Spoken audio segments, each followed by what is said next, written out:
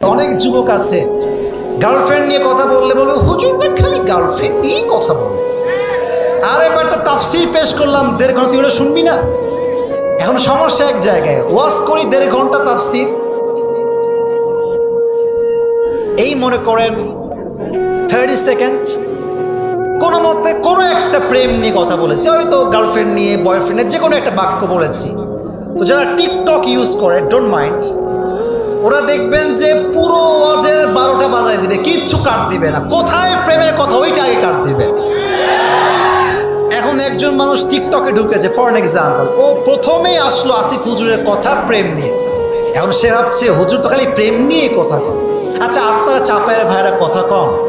আচ্ছা 1.5 ঘন্টা যদি কোনো হুজুর খালি প্রেম নিয়ে কথা কয়, একটা লোক কি মাহফিলে থাকবে? আচ্ছা আমি এই যে প্রায় আধা ঘন্টা কথা এখনো বলছি, still I am talking with everyone. আপনার কি মনে হচ্ছে যে আমি সব কথা প্রেম নিয়ে বলেছি? আমি জিহাদ নিয়ে বলেছি, আমি জামাত ইসলাম নিয়ে বলেছি, আমি কোরআন নিয়ে বলেছি, আমি দ্বীন কায়েমের কথা বলেছি। যুবক ভাইরা, কথা বুঝে শুনে শুনতে হবে। রাজি আছেন তো ইনশাআল্লাহ?